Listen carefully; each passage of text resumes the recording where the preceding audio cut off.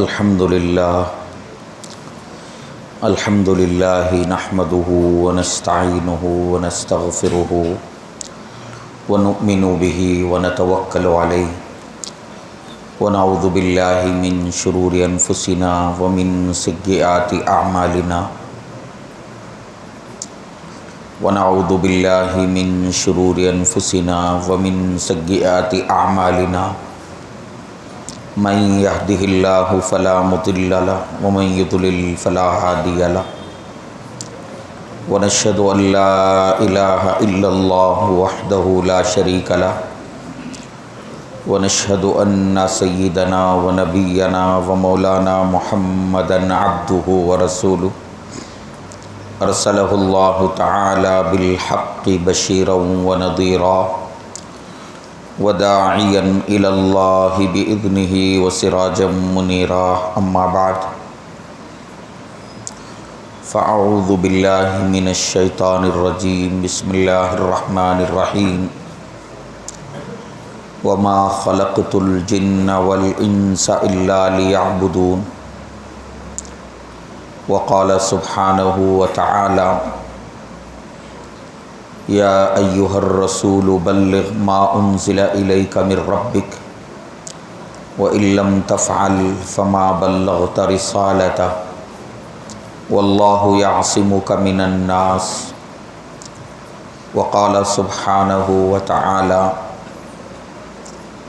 وأعدوا لهم ما استطعتم من قوة ومن رباط الخيل ترهبون به عدو الله وعدوكم وقال سبحانه وتعالى واعتصموا بحبل الله جميعا ولا تفرقوا وقال سبحانه وتعالى فسقى لهما ثم تولى إلى الظل فقال إني لما أنزلت إلي من خير فقير سبحان ربك رب العزة عما يصفون وسلام علی المرسلین والحمد للہ رب العالمین اللہم صلی علی سیدنا محمد وعلی آل سیدنا محمد وبارک وسلم اللہم صلی علی سیدنا محمد وعلی آل سیدنا محمد وبارک وسلم اللہم صلی علی سیدنا محمد وعلی آل سیدنا محمد مبارک وسلم۔ قابل احترام حضرات علماء کرام، اساتذہ اعزام،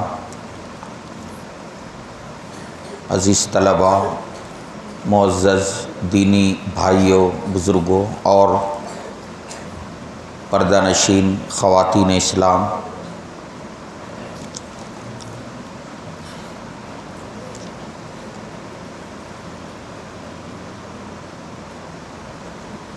آج کل ہمارے ملک میں جو حالات چل رہے ہیں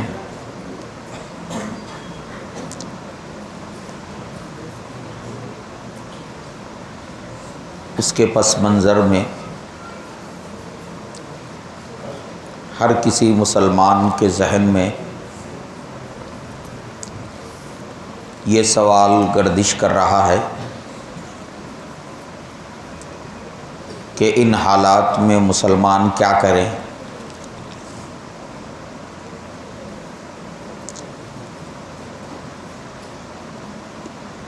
یہ ایک اہم ترین سوال ہے۔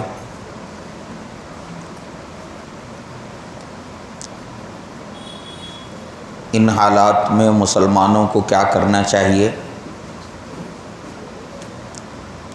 اس کا جواب اللہ تعالیٰ نے قرآن مجید میں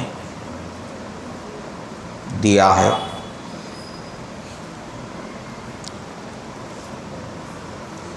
قرآن مجید کی 5 آیت کریمہ الگ الگ صورتوں سے تعلق رکھنے والی پڑھی گئی ہے۔ ان 5 آیتوں میں 5 باتوں کا ذکر کیا گیا ہے۔ یہ دراصل موجودہ حالات میں مسلمان کیا کریں کا جواب ہے۔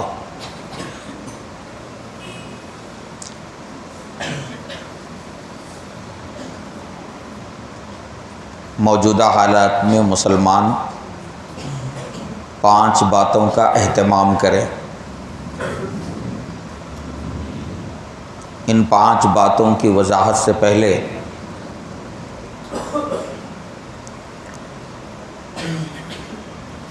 یہ بات ذہن میں رکھنے کی ہے کہ ایک طبقہ مسلمانوں کا یہ سمجھتا ہے کہ مسلمانوں پر حالات آنا ہی نہیں چاہیے۔ یہ غلط تصور کچھ لوگوں کے ذہنوں میں بیٹھا ہوا ہے۔ جب بھی کچھ حالات آتے ہیں تو وہ پریشان ہو جاتے ہیں اور یہ سوال کرتے ہیں کہ آخر مسلمانوں ہی پر حالات کیوں آ رہے ہیں۔ اللہ تبارک و تعالیٰ کا نظام اور اللہ تعالیٰ کا جو دستور ہے اس کی روشنی میں دیکھا جائے تو حالات مسلمانوں ہی پر آنا چاہیے۔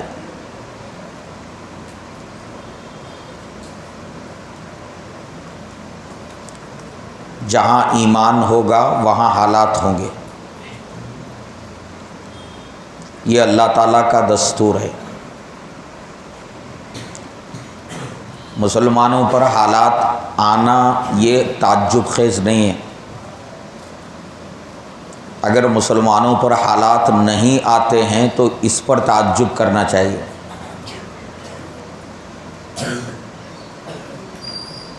حالات ہر زمانے میں مسلمانوں پر آئے ہیں،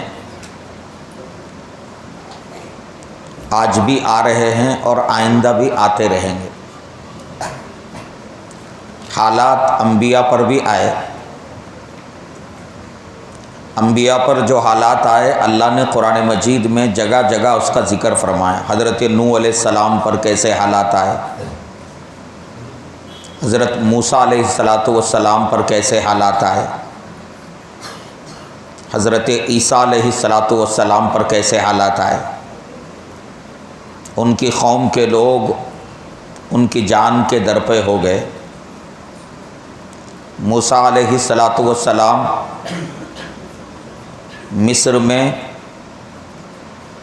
حکومت ان کی جان کے در پہ ہو گئی اور وہ مصر سے نکل کر مدین پہنچ گئے۔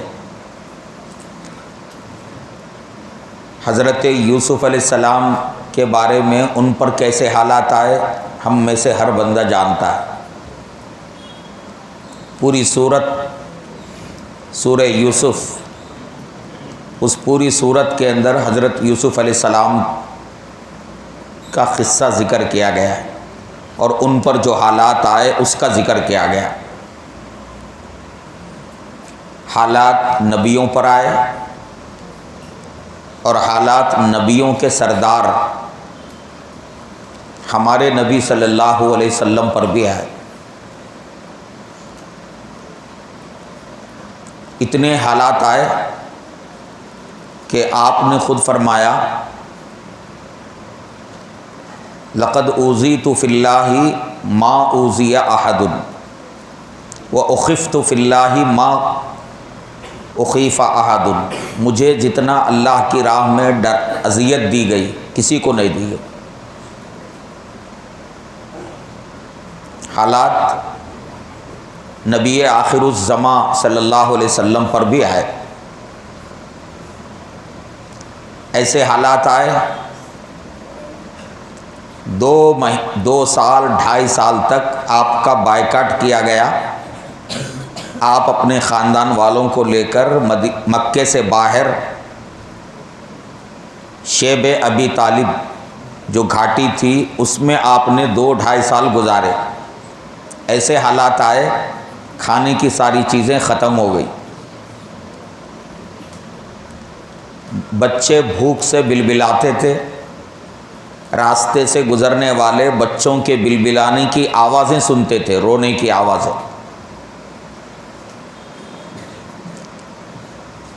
آپ پر حالات ایسے آئے طائف کے اندر. آج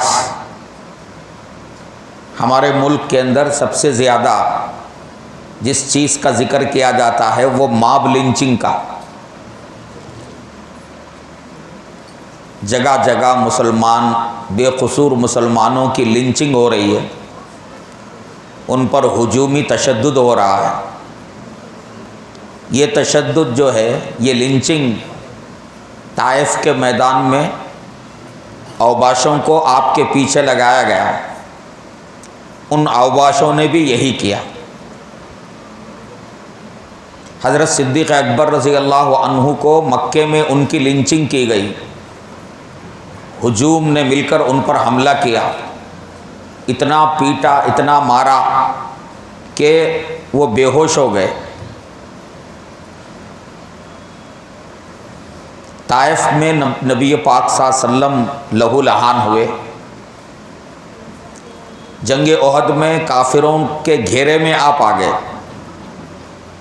اور آپ کے دندان مبارک شہید ہوئے. آپ کے سر میں لوہے کی کڑی گھس گئی.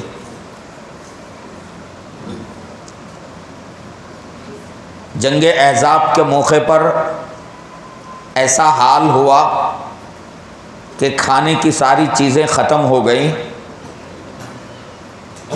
پیٹ سیدھی رکھنے کے لیے لوگ اپنے پیٹ پر پتھر باندھے. صحابہ بے-تابی کے عالم میں صحابہ نے اپنا کرتا اٹھا کر بتایا کہ پیٹ پر پتھر بندھا ہے.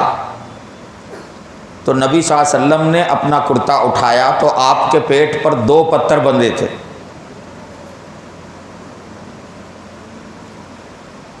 یہ سب کیا ہے میرے بھائیو؟ حالات ہیں. روز اول سے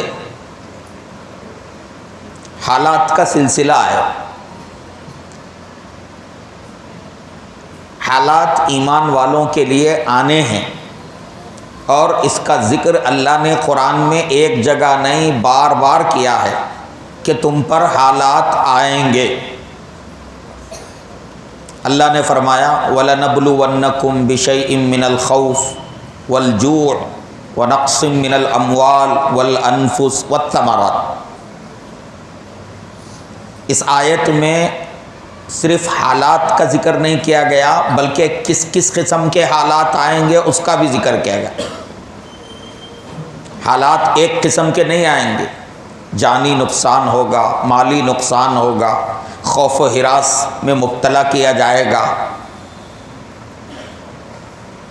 اللہ تبارک و تعالیٰ صاف فرماتے ہیں ایمان والوں کو مخاطب کر کے، کیا تم سمجھتے ہو کہ تم یوں ہی جنت میں داخل ہو جاؤ گے اور تم پر حالات ویسے حالات نہیں آئیں گے جیسے تم سے پہلے کے ایمان والوں پر آئے تھے؟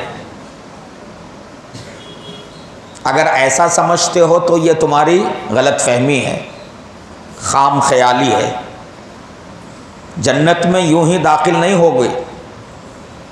جنت کی قیمت ادا کرنا ہے اور وہ قیمت ہے یہ حالات.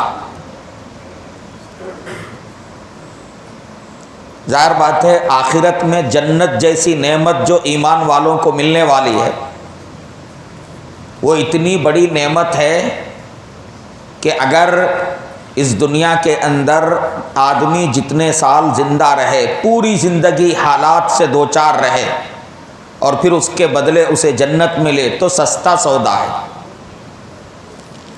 تو جنت یوں ہی نہیں ملے گی.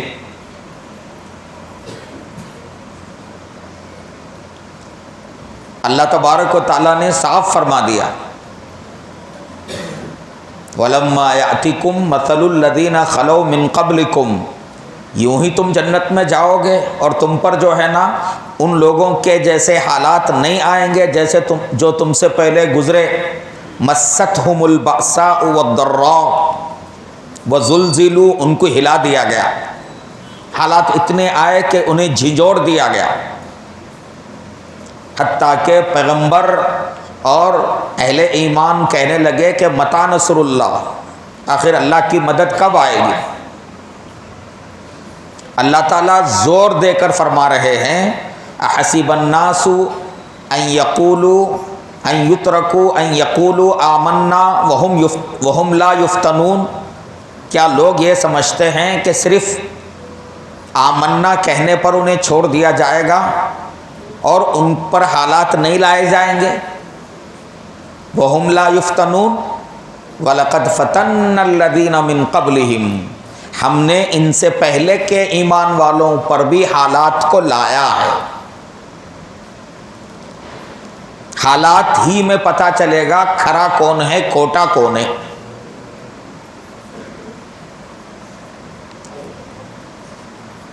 تو میرے بھائیوں بزرگوں، جہاں ایمان ہے وہاں حالات کا ہونا ضروری ہے۔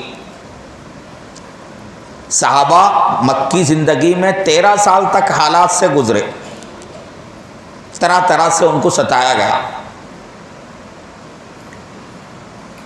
اور پھر اس کے بعد کی تاریخ بھی گواہ ہے کہ وقفے وقفے سے جو ہے حالات آتے رہے۔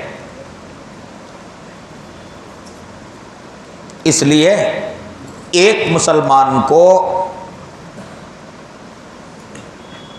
یہ بات پوری طرح سے ذہن میں رکھنا چاہیے کہ ایمان والوں کے ساتھ حالات کا سلسلہ روز اول سے رہا ہے اور رہے گا۔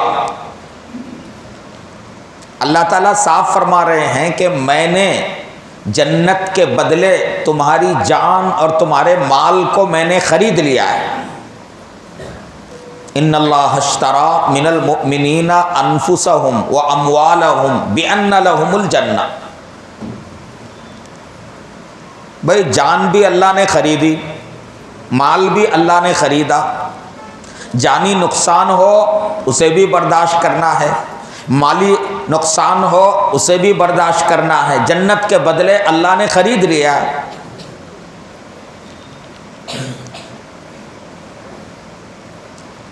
تو یہ نہیں سوچنا چاہیے کہ مسلمانوں پر حالات بالکل ہی نہ آئیں۔ بار بار مسلمانوں پر حالات کیوں آ رہے ہیں؟ آخر مسلمانوں ہی پر حالات کیوں آ رہے ہیں؟ حقیقت یہ ہے کہ حالات مسلمانوں ہی پر آئیں گے۔ اللہ کا جو دستور اور اللہ کی جو سنت روز اول سے چلی آ رہی ہے، اس سے یہی معلوم ہوتا ہے کہ حالات مسلمانوں ہی پر آئیں گے۔ ایمان جہاں ہوگا وہاں حالات ہوں گے۔ آج بھی اس ملک کے اندر اگر ہم ایمان سے دستبردار ہو جائیں تو سارے حالات ختم ہو جائیں۔ ایمان اتنی بڑی دولت ہے کہ اللہ تعالیٰ اس کی قیمت اصول کرتے ہیں۔ تو میرے معزز بھائیوں بزرگوں، یہ حالات آتے رہیں گے۔ روز اول سے جانی مالی نقصان بھی ہوتا رہا ہے، اور روز اول سے دشمنان اسلام کی جانب سے مسلمانوں کی مسجدوں کو نشانہ بنایا جاتا رہا ہے، روز اول سے مسلمانوں کے پیغمبر کو نشانہ بنایا جاتا رہا ہے۔ قرآن مجید کی توہین اور قرآن مجید کے خلاف پروپیگنڈا یہ بھی روز اول سے ہوتا رہا ہے، کوئی نئی چیز نہیں ہے۔ آج کے موجودہ دور کے دشمنان اسلام جتنا کچھ کر رہے ہیں یہ وہی ہے جو نبی صلی اللہ علیہ وسلم کے زمانے کے دشمنان اسلام نے، کفار و مشرکین نے کیا تھا، کوئی نئی بات نہیں۔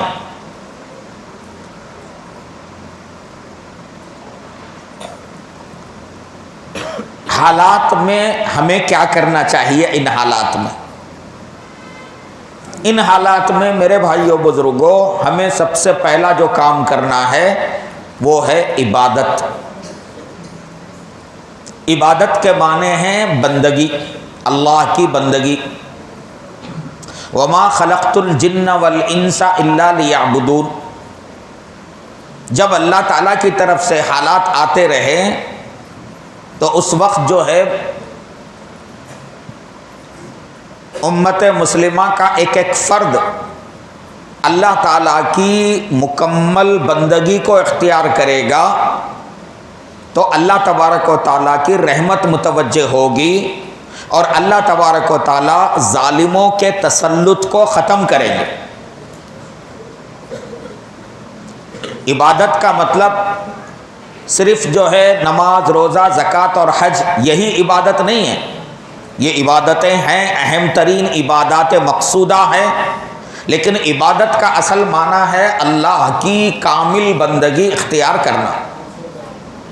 اللہ نے جن باتوں کا حکم دیا ہے ان کو بجا لانا، اور اللہ نے جن باتوں سے منع فرمایا ہے ان سے اپنے آپ کو روکنا، خدا و رسول کے اوامر پر جمنا، اور اللہ اور اس کے رسول کے جتنے نواہی ہیں جن سے منع کیا گیا ہے ان سے اپنے آپ کو بچانا، یہ ہے کامل بندگی۔ ہم سب اللہ کے بندے ہیں۔ اللہ کے بندے ہونے کے معنی کیا ہیں؟ ہم سب اللہ کے احکام کے اندر بندھے ہوئے ہیں۔ زندگی کے کسی معاملے میں ہم آزاد نہیں ہیں۔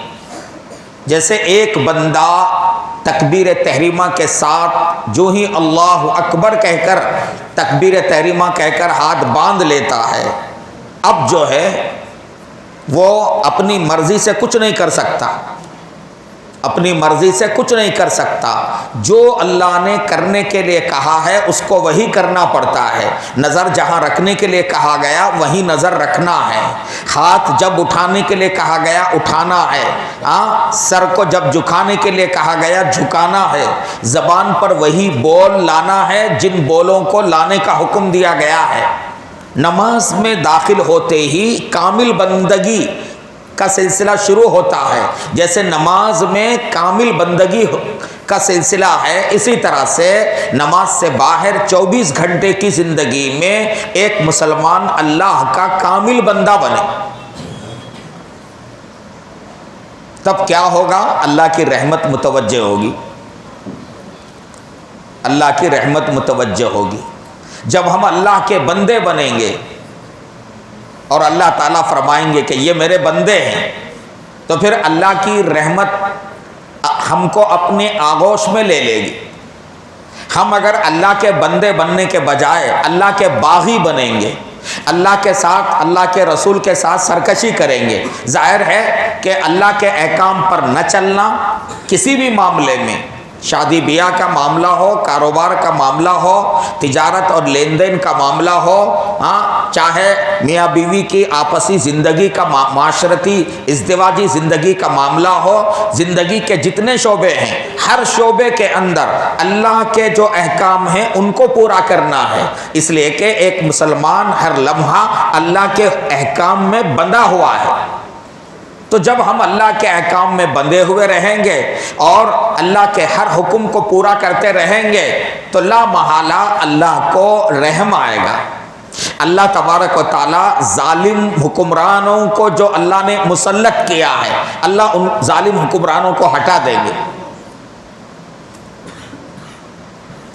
جب اللہ کے بندے اللہ کے ساتھ سرکشی کرتے ہیں تو پھر اللہ تعالیٰ کیا کرتے ہیں؟ ظالم حکمرانوں کو مسلط کر دیتے کہ تم میری سرکشی کر رہے ہو اور تمہیں میرا کوئی لحاظ نہیں ہے، اور تم جو ہے نافرمانی کر رہے ہو، تو جاؤ میں بھی تم کو ظالموں کے حوالے کر دیتا ہوں اور تم پر میں ظالموں کو مسلط کر دیتا ہوں۔ جب ظالم مسلط ہوتے ہیں اور پھر ان کی طرف سے ہماری مسجدوں کو نشانہ بنایا جاتا ہے اور ہمارے گھروں کو، ہماری جو ہے نسل کو نشانہ بنایا جاتا ہے، تو ہم کوسنے لگتے ہیں کہ بھائی یہ کیسے جو ہے ظالم لوگ ہیں۔ مگر ہماری توجہ اس طرف نہیں جاتی کہ ان ظالموں کو اللہ ہی نے مسلط کر دیا ہے۔ جب ہم اللہ کی اطاعت کی طرف آئیں گے، بندگی کی طرف آئیں گے، تو اللہ تبارک و تعالیٰ اپنی قدرت سے ان ظالموں کو ہٹائیں گے، ان ظالموں کو ہٹائیں گے۔ یہ ظالم اپنی ذات میں ان کی کوئی وقعت نہیں ہے، ان کی کوئی وقعت نہیں ہے۔ ان کے لیے حالات جو پیدا ہوتے ہیں وہ اللہ تعالیٰ کی طرف سے پیدا ہوتے ہیں، اور وہ ہمیں خواب غفلت سے بیدار کرنے کے لیے مسلط کیے جاتے ہیں۔ تو اس لیے میرے بھائیوں بزرگوں، اللہ کے بندے بننا یہ سب سے اہم کام ہے، اور اسی کے لیے ساری کوششیں ہیں۔ مدرسوں کا نظام، مسجدوں کا نظام، علماء کرام کی کاوشیں، دعوت و تبلیغ کا سلسلہ، خانقاہی نظام، ان ساری محنتوں کا مقصد کیا ہے؟ امت کا ایک ایک فرد حقیقی معنی میں اللہ کا بندہ بنے۔ جب اللہ کا بندہ ہم بنیں گے تو اللہ کی رحمت ہماری طرف متوجہ ہوگی۔ اس لیے ہم میں کے ہر بندے کو اب بار بار اپنا جائزہ لیتے رہنا ہے کہ میں اللہ کا بندہ بنا ہوا ہوں یا میں اپنے نفس کا غلام بنا ہوا ہوں، کہاں کہاں اللہ کے بندہ ہونے کا حق ادا کر رہا ہوں، اور کن کن موقعوں پر میں جو ہے نفس کا بندہ بن رہا ہوں۔ آدمی کو جائزہ لیتے رہنا چاہیے مسلسل۔ اللہ کا کامل بندہ بننے کے لیے ہر معاملے میں اللہ کی بندگی کے تقاضے پورے کرنے کے لیے میرے بھائیوں بزرگوں نفس کی مخالفت ہوگی، ماحول کی مخالفت ہوگی، اور شیطان بھی جو ہے میدان میں اتر آئے گا، اور طرح طرح کی رکاوٹیں جو ہے پیش آتی رہیں گی۔ سماج کا جو نظام ہے، سماجی جو حالات ہیں وہ رکاوٹ بنیں گے، ہمیں روکیں گے اللہ کی بندگی کو پورا کرنے کے لیے۔ لیکن ان ساری رکاوٹوں کی پرواہ کیے بغیر، ان رکاوٹوں کو دور کرتے ہوئے ہم کو جو ہے اللہ کے بندے بنے رہنا ہے اور بندگی کے تقاضے پورے کرتے رہنا ہے۔ قرآن میں اللہ تعالیٰ فرماتے ہیں افرأیت من اتخذ الہہ ہوا، آپ نے اس شخص کو دیکھا جس نے اپنی خواہش کو اپنا خدا بنا لیا۔ تو آدمی اگر اللہ اور رسول کے طریقوں کو چھوڑ کر خواہش پر عمل کرے گا، خواہش کے پیچھے دوڑنے لگے گا، جو جی میں آیا وہ کرنے لگے گا، تو یہ بندہ اللہ کا بندہ نہیں ہے، یہ نفس کا، خواہش نفس کا بندہ ہو گیا۔ تو اس کے لیے میرے بھائیوں ہر بندے کو فکر کرنا ہے، بار بار بندگی کا سبق یاد کرتے رہنا، ہم اللہ کے بندے ہیں، بار بار دل میں جو ہے اس سبق کو دہراتے رہنا۔ یہ کرنے کا پہلا کام ہے ان حالات میں، اللہ کی رحمت کو اپنی طرف متوجہ کرنے کا یہ پہلا کام ہے۔ اس کے بعد دوسرا کام کیا ہے ان حالات میں؟ اللہ کے نبی صلی اللہ علیہ وسلم سے اللہ تبارک و تعالیٰ نے فرمایا یا ایھا الرسول بلغ ما انزل الیک من ربک، اے رسول صلی اللہ علیہ وسلم، آپ کے پاس آپ کے رب کی طرف سے جو باتیں نازل کی گئی ہیں آپ ان باتوں کو لوگوں تک پہنچائیے۔ واللہ یعصمک من الناس، اللہ فرماتے ہیں آپ لوگوں کی طرف سے جو کچھ سازشیں ہو سکتی ہیں آپ اس کی فکر نہ کیجیے، اللہ تعالیٰ آپ کو لوگوں سے حفاظت کریں گے۔ یہاں اس آیت میں اللہ تعالیٰ نے اپنے نبی صلی اللہ علیہ وسلم کو حکم فرمایا کہ دعوت کا جو کام ہے آپ یہ کام کرتے رہیں، اللہ تعالیٰ اس کی برکت سے لوگوں سے آپ کی حفاظت کرے گا، یہ اللہ کا وعدہ ہے۔ ہمارے ملک کے اندر بھی یہی کرنا ہے۔ آج مسلمانوں کی جان مال محفوظ نہیں، جان اور مال پر خطرات منڈلا رہے ہیں، جگہ جگہ حملے ہو رہے ہیں، جگہ جگہ جو ہے یعنی اذیتیں پہنچائی جا رہی ہیں۔ ایسے ماحول میں اگر پوری امت جو ہے وہ دعوت والے کام کو لے کر آگے بڑھے گی تو اللہ تعالیٰ کی طرف سے امت کی حفاظت ہوگی۔ واللہ یعصمک من الناس، اللہ کا وعدہ ہے، اللہ آپ کی حفاظت کرے گے۔ کیوں؟ اس لیے کہ جب ایک بندہ دعوت کا کام انجام دیتا ہے تو وہ اللہ کا کارندہ بن جاتا ہے، جیسے حکومت کے کارندے ہوتے ہیں تو حکومت کے کارندوں کی حفاظت کی ذمہ داری خود حکومت پر ہوتی ہے۔ یہ حکومتی کارندے ہیں۔ اور جب جو ہے مسلمان دعوت کے کام کو عام کریں گے تو لا محالہ وہ اللہ کے کارندے کہلائیں گے، اور اللہ کا وعدہ ہے کہ میں اپنے کارندوں کی حفاظت کروں گا۔ ان تنصروا اللہ ینصرکم، اگر تم اللہ کی مدد کرو گے اللہ تمہاری مدد کرے گا۔ اللہ کی مدد کیا ہے؟ اللہ کی مدد یعنی اللہ کے دین کی مدد۔ یہ دعوت میرے بھائیوں بزرگوں، ایک تو خود مسلمانوں کے اندر دعوت کا کام کرنا ہے۔ ظاہر ہے کہ جو مسلمانوں کی اکثریت جب اللہ سے دور ہو چکی ہو اور خرافات میں مبتلا ہو چکی ہو اور بندے بننے کے بجائے سرکشی کا جو ہے نا مظاہرہ کر رہی ہو، اور ان کی زندگی میں صبح سے لے کر شام تک جو ہے نا بار بار اللہ کے ساتھ سرکشی کا مظاہرہ ہوتا رہا ہو، تو ظاہر بات ہے کہ مسلمان اللہ کی نصرت اور مدد کے مستحق نہیں ہو سکتے۔ تو مسلمانوں میں جو ایک بڑی تعداد بندگی کی زندگی گزارنے سے محروم ہے، بندگی کے بجائے جو ہے سرتابی کر رہی ہے، سرکشی کر رہی ہے، اور اس سرکشی کی وجہ سے ہمارا پروردگار ہم سے ناراض ہو گیا ہے، ہم سے روٹھ گیا ہے، تو لا محالہ امت کے ایک بڑے طبقے کو جو دین سے ہٹا ہوا ہے، اللہ کے احکام کو چھوڑا ہوا ہے اور اللہ کی بندگی سے بالکل دور ہو چکا ہے، تو ایسے مسلمانوں کو اللہ کی بندگی کی طرف لانے کے لیے مسلمانوں میں دعوت کا کام کرنا ہے۔ اس کے ساتھ ساتھ مسلمانوں میں دعوت کے کام کرنے کے ساتھ ساتھ جو ہم جس ملک میں رہتے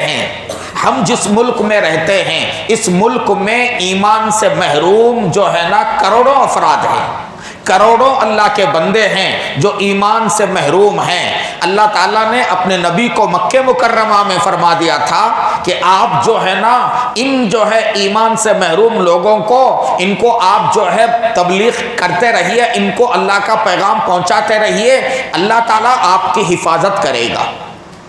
تو یہاں اس ملک میں بھی جو ہمارے برادران وطن ایمان سے محروم ہیں اور شرک اور کفر میں مبتلا ہیں، تو حالات کا جائزہ لے کر حکمت کے ساتھ، دور اندیشی کے ساتھ اور مصلحت کو پیش نظر رکھتے ہوئے تعارف اسلام کے تعارف کا کام، اسلام جو دین انسانیت ہے، نبی پاک صلی اللہ علیہ وسلم کی تعلیمات جو انسانیت والی تعلیمات ہیں، تو انسانیت والی تعلیمات کو سامنے لاتے ہوئے ہم اپنے برادران وطن کو اسلام کا تعارف کرائیں گے تو لا محالہ اس کا اثر ہوگا، اور یہ برادران وطن ان کو سمجھ میں آئے گا کہ یہ جو اسلام ہے اس کے بارے میں جو پروپیگنڈا کیا جاتا ہے، پروپیگنڈا سراسر غلط ہے۔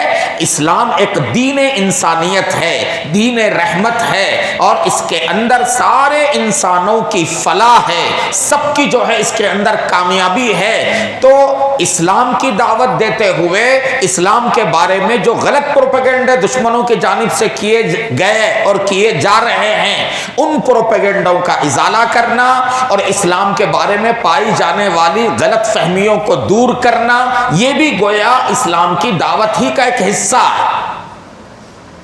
اب جب تک جو ہے نا ہمارے برادران وطن اسلام کے بارے میں پھیلائے گئے غلط پروپیگنڈوں میں مبتلا رہیں گے، لا محالہ ان کے دل کے اندر تعصب رہے گا، اور یہ ہمیں اندازہ نہیں ہوتا کتنے ہمارے برادران وطن جو ہے نا، بہت سارے برادران وطن اسلام کے بارے میں، مسلمانوں کے بارے میں کیسی غلط فہمیوں کا شکار ہیں، ہمیں اس کا اندازہ نہیں۔ آپ حیرت کریں گے، مولانا علی میاں ندوی رحمۃ اللہ علیہ کے بارے میں انہوں نے اپنی تقریر میں ذکر فرمایا کہ ایک مرتبہ وہ ٹرین میں سفر کر رہے تھے تو نماز کا وقت آتا تو وہ نماز پڑھتے، چنانچہ ان کی جو ہے نا ان کے ڈبے میں اور کچھ غیر مسلم پڑھے لکھے عصری تعلیم یافتہ مہذب قسم کے لوگ بھی ان کے ڈبے میں تھے، تو گفتگو ہونے لگی تو غیر مسلموں میں سے ایک بندے نے جو پڑھا لکھا بندہ ہے وہ مولانا سے پوچھنے لگا کہ مولانا ہمیں یہ بات سمجھ میں نہیں آتی کہ آپ مسلمان لوگ نماز میں بار بار اکبر بادشاہ کا نام کیوں لیتے ہیں؟ یہ تصور ہے ان کے پاس۔ اللہ اکبر جو کہا جاتا ہے اذان میں، نماز میں، وہ یہ سمجھ رہے ہیں کہ یہ اکبر بادشاہ کا نام لیا جا رہا ہے۔ وہ یہ نہیں جانتے کہ اللہ اکبر کا کیا مطلب ہے۔ اللہ بڑے ہیں سب سے، کوئی چیز بڑی نہیں۔ بار بار نماز میں، اذان میں اس کو دہرایا جاتا ہے۔ ہم جو ہے نا اپنے غیر مسلم بھائیوں کو اذان کے معنی ہم نہیں بتا سکے۔ اذان کسے کہتے ہیں؟ اذان کے ذریعے کیا پیغام دیا جا رہا ہے؟ بنگلور شہر کے اندر جو ہے ایک غیر مسلم بندہ ایک محلے میں اس نے مکان لیا، اتفاق سے مسجد قریب تھی تو اذان ہوتی تھی، مائک پر اذان ہوتی تھی۔ وہ بیچارہ جو ہے نا جب بھی اذان ہوتی پریشان ہو جاتا تھا اور کہتا تھا کہ یہ 5 مرتبہ بار بار یہ آواز ہمیں سننا پڑ رہا ہے۔ بہت زیادہ اس کے دل کے اندر بغض اور عداوت پیدا ہو گئی۔ لیکن اسی بغض اور عداوت کے بعد اس کے دل میں یہ بات پیدا ہوئی کہ یہ پابندی سے 5 مرتبہ برابر جو ہے نا یہ پکار جو ہے پکاری جا رہی ہے، آخر اس کے معنی کیا ہے؟ یہ جستجو اس کے اندر پیدا ہو گئی۔ تو اتفاق سے اس کے پڑوس میں ایک مسلمان بندہ پڑوسی تھا، فوراً وہ اپنے پڑوسی کے پاس پہنچا کہ بھئی یہ جو آواز آتی ہے پابندی سے، بتاؤ اس کا کیا مطلب کیا ہے اس کا؟ اور وہ مسلمان، وہ بھی جو ہے ناواقف، وہ کہنے لگا کہ بھئی مجھے تو نہیں معلوم اس کے معنی مطلب، البتہ اور ایک بندہ اور ایک میرے جاننے والے ہیں، چلو ان کے پاس جائیں گے، وہ بتا سکیں گے۔ تو چنانچہ اس غیر مسلم کو لے کر وہ پڑوسی مسلمان ایک تیسرے مسلمان کے پاس پہنچا تو اس نے بھی معذرت کر دی، کہنے لگا کہ مجھے بھی اس کا معنی نہیں معلوم ہے، البتہ چلو ہماری مسجد کے امام صاحب کے پاس جائیں گے، وہ بتا دیں گے۔ تو چنانچہ یہ تینوں مل کر مسجد کے امام صاحب کے پاس گئے اور وہاں یہ سوال کیا گیا۔ امام صاحب نے تفصیل سے اذان کا مطلب سمجھایا۔ تو تب جو ہے اذان کا مطلب سننے کے بعد وہ بندہ اتنا متاثر ہوا کہ اسی مجلس میں اس نے اپنے قبول ایمان کا اعلان کیا اور اسی مجلس میں وہ کلمہ پڑھا۔ ہم اپنے برادران وطن کو کلمے کے معنی نہیں بتا سکے، لا الہ الا اللہ محمد الرسول اللہ۔ آپ حیرت کریں گے، غیر مسلم مسجدوں کے بارے میں، مدرسوں کے بارے میں عجیب عجیب غلط فہمیوں میں مبتلا ہے۔ وہ یہ سمجھتے ہیں کہ مسجد میں کسی غیر مسلم کا آنا بالکل منع ہے اور یہاں کچھ اندرونی جو ہے نا سازشیں ہوتی ہیں مسجد کے اندر۔ کبھی ہم نے جو ہے ان کو مسجد میں بلایا نہیں اور مسجد میں کیا ہوتا ہے ہم نے ان کو بتایا نہیں۔ بہت سارے غیر مسلم مسجدوں کے بارے میں، ابھی جو ہے مولانا بلال عبدالحی حسنی صاحب، انہوں نے اپنا واقعہ بیان کیا کہ لکھنؤ کے اندر ایک مسجد تعمیر کی جانے لگی، تو اتفاق سے تعمیر کے لیے کوئی مسلمان نہ ملا تو ایک غیر مسلم انجینئر کو کام کی ذمہ داری دی گئی، پورا کنسٹرکشن کا کام اس سے کرایا گیا۔ چنانچہ مسجد تعمیر ہو گئی اور جب افتتاح کا موقع آیا تو مختصر سا پروگرام رکھا گیا اور اس پروگرام میں جو ہے بیچارے جو غیر مسلم انجینئر جنہوں نے شروع سے کام مکمل کیا ان کو بھی اظہار خیال کرنے کا، کچھ تاثرات بیان کرنے کا ان کو موقع دیا گیا۔ تو وہ غیر مسلم انجینئر کہنے لگا کہ آج میری ایک بہت بڑی غلط فہمی دور ہوئی۔ پھر اس نے بتایا، وہ کہنے لگا اب تک میں یہ سمجھتا تھا کہ ملک میں جہاں کہیں مسجد تعمیر ہوتی ہے تو مسجد کی بنیاد کھود کر اس میں ایک گائے ذبح کر کے اس کا خون ڈالا جاتا ہے، اس کے بغیر کوئی مسجد کی بنیاد پوری نہیں ہوتی۔ میں یہ سمجھا ہوا تھا، لیکن یہ مسجد میں نے خود بنایا، بنیاد سے لے کر آخر تک میں ہی کام نگرانی کرتا رہا۔ اب مجھے پتا چلا کہ یہ میری غلط فہمی ہے، حقیقت ایسی نہیں ہے۔ وہ کہنے لگا کہ میں اور بہت سارے غیر مسلم یہ سمجھتے ہیں کہ جہاں بھی مسجد بنتی ہے اس کی بنیاد کے اندر گائے ذبح کر کے گائے کا خون ڈالنا ضروری ہے، اس کے بغیر مسجد کی تعمیر ہو ہی نہیں سکتی۔ اس قسم کی بے شمار غلط فہمیاں ہیں اسلامی شریعت کے بارے میں، دین کے بارے میں، نبی پاک صلی اللہ علیہ وسلم کی ذات مبارک کے بارے میں، قرآن کے بارے میں بے شمار غلط فہمیاں ہیں، اور بہت ساری غلط فہمیاں اور غلط باتیں میڈیا کے ذریعے پھیلائی گئی ہیں۔ تو ان سب چیزوں کو دور کرنا اور اسلام کے حقیقی چہرے کو ان کے سامنے پیش کرنا اور اسلام کا صحیح تعارف کرانا، یہ آج کے کرنے کا اہم ترین ایک کام ہے۔ پہلا کام عبادت ہے اور دوسرا کام دعوت ہے۔ تیسرا کام کیا کرنا ہے ہمیں اس ملک کے اندر؟ تیسرا کام میرے معزز بھائیوں بزرگوں، وہ کام کرنا ہے جو کام ہمارے نبی صلی اللہ علیہ وسلم نبوت ملنے سے پہلے مکہ مکرمہ میں 40 سال تک، آپ کو نبوت 40 سال کے بعد ملی، مگر 40 سال تک آپ نے مکے میں کیا کیا؟ 40 سال تک آپ کا کام یہ تھا کہ آپ ہر بندے کے کام آتے تھے، محتاجوں کی مدد کرتے تھے، پریشان حالوں کی پریشانی دور کرتے تھے، مہمانوں کی مہمان نوازی کرتے تھے، صلہ رحمی آپ کرتے تھے، لوگوں کا بوجھ اٹھاتے تھے، اور اسی طرح سے ناداروں کو کما کے دیا کرتے تھے۔ یہ جو خدمت خلق، یہ سارے کام خدمت خلق کے کام ہیں۔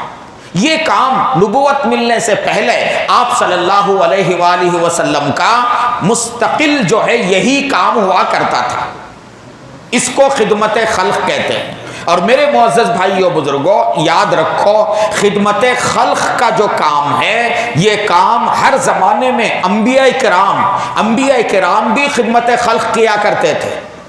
ہر نبی جو ہے اپنی قوم سے جا کر دین کی دعوت دیتا تو یہ کہتا انی لکم ناصح امین، کہ میں تمہارا خیر خواہ ہوں اور میں تمہارے لیے امانت دار ہوں۔ ہمارے نبی صلی اللہ علیہ وسلم مکہ مکرمہ میں جو خدمت خلق انجام دیتے تھے، مظلوموں کا ساتھ دیا کرتے تھے، حاجت مندوں کی حاجت روائی کیا کرتے تھے، بوڑھوں اور ضعیفوں کی جو ہے مدد کیا کرتے تھے۔ یہ جو خدمت خلق کا کام ہے میرے بھائیوں بزرگوں، یہ آج کے زمانے میں خاص طور پر ہندوستان جیسے ملک میں مسلمانوں کے کرنے کا اہم ترین کام ہے۔ جب یہ کام مسلمان کریں گے، اپنے معاشرے میں بھی یہ کام کرنا ہے اور غیروں کے معاشرے میں بھی یہ کام کرنا ہے۔ یہ کام جب مسلمان کریں گے تو لا محالہ کیا ہوگا؟ لوگ جو ہے مسلمانوں کے بارے میں لوگ سمجھیں گے کہ مسلمان ہمارا ہمدرد ہوتا ہے، مسلمان ہمارا خیر خواہ ہوتا ہے، مسلمان ہمارے دکھ درد میں شریک ہوتا ہے، مسلمان جو ہے وہ انتہائی اخلاق والے ہوتے ہیں۔ ہاں، اگر اس ملک کے اندر فرقہ پرستوں کی جانب سے مسلمانوں پر حملہ ہوگا تو یہ جو ہے نا، مطلب یہ غیر مسلم حضرات یہ خود جو ہے آگے آئیں گے، کہیں گے کہ وہ مسلمانوں پر ظلم نہیں کیا جا سکتا، اس لیے کہ مسلمان ہمارے ہمدرد ہیں، ہمارے خیر خواہ ہیں اور ہمارے دکھ درد میں وہ شریک ہوتے ہیں۔ حضرت موسیٰ علیہ السلام مصر سے نکل کر جب مدین آئے تو وہاں انہوں نے کیا دیکھا؟ کنویں کے پاس جو ہے نا لوگ اپنے جانوروں کو پانی پلا رہے تھے، اور دو بچیاں جو ہے نا اپنے جانوروں کو روکی ہوئی تھیں۔ حضرت موسیٰ علیہ السلام نے ان بچیوں کے لیے کنویں سے پانی کو سینچ کر پانی پلایا، اور قرآن میں ان کا یہ کردار اللہ نے ذکر فرمایا، یہ بتانے کے لیے کہ انبیاء کرام خدمت خلق سے غافل نہیں ہوتے، حضرات انبیاء کرام خدمت خلق سے غافل نہیں ہوتے۔ تو میرے معزز بھائیوں بزرگوں، ہمارا ملک جو ہے نا، ہم غیروں کے ساتھ جو ہے محلوں کے اندر آبادی کے اعتبار سے بہت سے محلے ہیں، مسلم غیر مسلم مخلوط جو ہے آبادی ہے، اور اپنے کاموں میں، اپنے کاروبار میں، اپنی ملازمت میں ہمیشہ غیروں کے ساتھ ہمیں اختلاط ہوتا رہتا ہے۔ یہ بہترین موقع ہے، اگر مسلمان خدمت خلق کا صحیح معنی میں مظاہرہ کریں گے تو اللہ کی ذات سے امید ہے کہ یہ ہمارے غیر مسلم بھائی جو ہے ان کے ذہن و دماغ میں جو مسلمانوں کے تعلق سے غلط تاثر ہے وہ ختم ہو جائے گا، اور وہ خود جو ہے مسلمانوں کی حفاظت کے لیے آگے آئیں گے۔ اس ملک میں میرے بھائیوں، اس ملک میں صوفیہ اور اہل اللہ اولیاء کرام کے ذریعے جو دین پھیلا ہے، اولیاء کرام خدمت خلق کا غیر معمولی اہتمام کرتے تھے۔ باقاعدہ اولیاء کے یہاں کیا ہوتا تھا؟ لنگر لگا کرتا تھا، اور لنگر میں سارے لوگ آ کر کھاتے تھے، مسلم غیر مسلم کا کوئی فرق نہیں ہوتا تھا۔ کھانا کھلانا یہ ہمارے اولیاء کرام کا خاص شیوا تھا۔ لوگوں کی مدد کرنا، بیماروں کی، اگر ہمارا غیر مسلم بھائی بیمار ہو جائے تو اس کی بیمار پرسی کرنا، اس کے گھر میں موتا ہو جائے تو اس کی جو ہے اس کو پرسا دینا، اور ان کی تقریبات میں جہاں تک ہمارا دین ہماری شریعت اجازت دے وہاں تک جو ہے شرکت کرنا، ان کے دکھ درد میں شریک رہنا، یہ وہ چیزیں ہیں کہ اس سے ہر بندہ متاثر ہوگا، ہر آدمی متاثر ہوگا، چاہے اس کا تعلق کسی بھی مذہب سے ہو۔ یہ کام ہر مسلمان کو کرنا چاہیے۔ ہم اپنے محلے میں رہتے ہوئے، اپنے کام کاج کرتے ہوئے، موقع بموقع غیر مسلم بھائیوں کے ساتھ اس طرح کا برتاؤ ہم کر سکتے ہیں۔ اس کے لیے کوئی تنظیم بنانے کی ضرورت نہیں ہے، کوئی الگ سے وقت نکالنے کی ضرورت نہیں ہے۔ ہر بندے کے سرکل میں کچھ نہ کچھ غیر مسلم احباب ہوتے ہیں، تو ہم ان اپنے دوستوں سے مختلف موقعوں پر، ہماری عیدوں کا موقع آ گیا تو ان کو ہم نے گھر پہ بلا لیا اور کھانے پہ ان کو مدعو کیا، اپنے خوشی کے موقع پر ان کو مدعو کیا، اور کوئی جو ہے نا ایسا خاص موقع آیا تو ان کے ساتھ ہم جو ہے شریک ہو گئے۔ تو اس سے ہمارا وہ کردار سامنے آئے گا جس کے نتیجے میں اسلام کے بارے میں، مسلمانوں کے بارے میں، ان غیروں کے دل و دماغ میں جو غلط تاثر بیٹھا ہوا ہے وہ غلط تاثر ختم ہوگا۔ یہ کرنے کا کام ہے میرے بھائیوں۔ پہلا کام عبادت ہے، دوسرا کام دعوت ہے، اور تیسرا جو کام ہے وہ خدمت ہے، اور چوتھا کام کیا ہے؟ چوتھا کام مسلمانوں کی آپسی وحدت ضروری ہے۔ مسلمان متحد ہونا چاہیے۔ اللہ تبارک و تعالیٰ نے نظام ایسا بنایا ہے کہ روز اول سے خدا کی قدرت اور یہ فطرت ہے کہ جو قوم متحد ہوگی وہ طاقتور ہوگی، اور جو قوم انتشار کا شکار ہوگی وہ قوم جو ہے کمزور پڑتی چلی جائے گی۔ ہمارے دین میں مسلمانوں کے آپسی اتحاد و اتفاق پر اتنا زور دیا گیا ہے، اتنا زور دیا گیا ہے، نماز کے لیے ضروری قرار دیا گیا کہ آدمی 5 وقت کی نمازیں مسجد میں ادا ہوں، اور مسجد میں سارے مسلمان صف میں ایک دوسرے سے کندھا لگاتے ہوئے بالکل قریب قریب ہو کر کھڑے ہونے کی تلقین کی گئی، صفیں درست رہنے کی تلقین کی گئی۔ اللہ چاہتے تو یہ بھی کہتے کہ بھائی 5 نمازیں پڑھنا ہے 24 گھنٹے میں، ہر آدمی اپنے اپنے حساب سے 5 نمازیں پڑھ لے اپنے طور پر، یہ بھی کہا جا سکتا تھا، مگر ایسا نہیں کیا گیا۔ اس کے لیے وقت مقرر کیا گیا، نماز باجماعت کو لازم کر دیا گیا، پھر جمعے کی نماز کو جامع مسجد میں ضروری قرار دیا گیا، اور پھر عید کے موقع پر پورے شہر کے لوگ ایک جگہ عیدگاہ میں جمع ہونا، اور پھر سال میں ایک مرتبہ ساری دنیا کے لوگ مکہ مکرمہ میں کعبۃ اللہ کے ارد گرد حج کے موقع پر ان کا جمع ہونا۔ اندازہ لگائیے کتنا جو ہے ہمیں اتحاد کی تلقین کی جا رہی ہے۔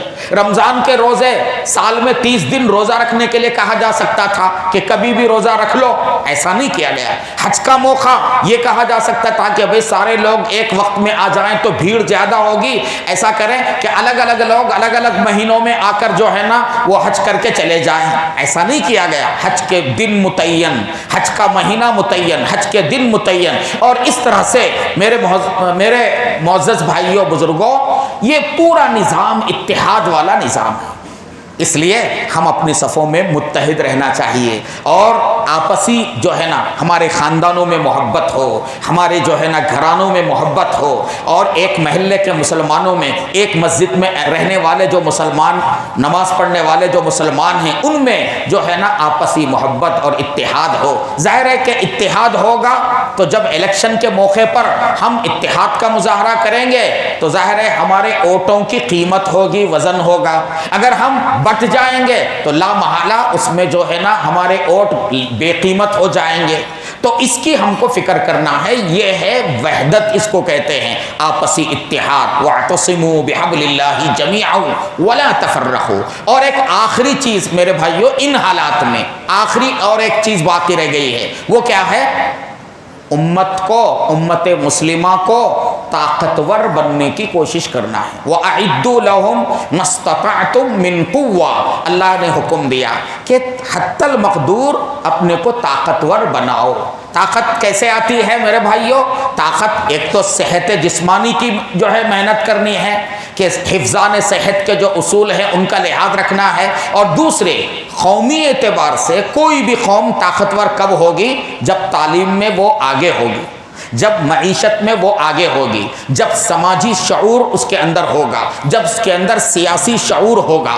ظاہر ہے کہ تعلیم میں پیچھے رہ کر کوئی قوم طاقتور نہیں ہو سکتی۔ آج مسلمان عصری تعلیم میں سب سے پسماندہ ہے، سب سے پسماندہ، ہریجنوں سے، دلتوں سے بھی زیادہ اگر کوئی قوم پسماندہ ہے تعلیم میں تو مسلمان ہیں۔ تو تعلیم میں ہم کو طاقتور بننا ہے۔ اپنے بستی میں، اپنے محلے میں، اپنے خاندان میں اگر کوئی بندہ اپنے بچوں کو تعلیم نہیں دلا رہا ہے تو اس کو تعلیم دلانے کی تلقین کرنا۔ کوئی غریب مسلمان ہے، وہ اپنے بچوں کی فیس نہیں دے سکتا ہے تو اس کی جو ہے ہم مدد کریں، اور ایسے بچوں کی جو ہے کفالت ہم کریں۔ تعلیم، عصری تعلیم بھی ضروری ہے، اور عصری تعلیم کے ساتھ ساتھ جو بچے ہمارے عصری تعلیم پا رہے ہیں ان کو بقدر ضرورت دینی تعلیم دینا یہ بھی ضروری ہے۔ بغیر دینی تعلیم کے صرف عصری تعلیم یہ جو ہے نا ان کے لیے ہلاکت کا سبب بنے گی، تو اس کا بھی جو ہے ہمیں انتظام کرنا ہے۔ ہماری قوم کو معاشی اعتبار سے اوپر اٹھانے کے لیے ہماری قوم کے اندر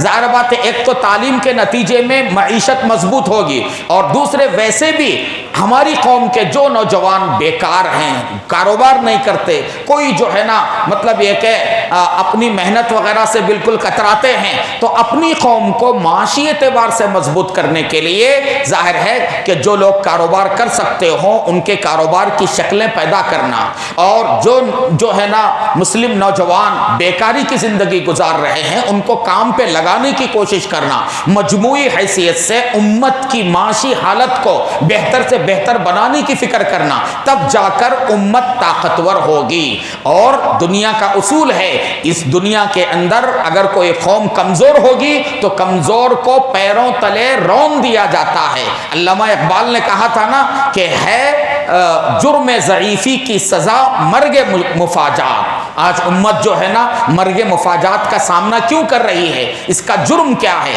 اس کے جہاں اور جرائم ہیں، بنیادی جرم ضعیفی ہے۔ جو قوم ضعیف ہوگی، کمزور ہوگی، لا محالہ وہ قوم پیچھے ڈھکیل دی جاتی ہے۔ تو اس کے لیے میرے معزز بھائیوں بزرگوں یہ 5 چیزیں ہیں: عبادت، دعوت، خدمت، وحدت اور طاقت۔ یہ 5 چیزیں ہیں۔ ان 5 چیزوں کو بنیاد بنا کر ہم اگر اس ملک میں کام کریں گے، محنت کریں گے، میرے معزز بھائیوں بزرگوں، ہمارے حالات بہتر ہوں گے، حالات میں تبدیلی آئے گی۔ ایسا نہیں کہ تبدیلی نہیں آئے گی، حالات میں تبدیلی آئے گی۔ اس کے لیے ایک طویل مدتی جو ہے نا منصوبے پر ہم کو عمل کرنا ہوگا، اور اسی جو ہے نہج پر ہم اگر عمل کریں گے تو انشاءاللہ پوری قوم کے اندر مجموعی شعور بیدار ہوگا، اور پھر حالات کے اندر تبدیلی آئے گی۔ اللہ پاک ہم سب کو عمل کی توفیق عطا فرمائے۔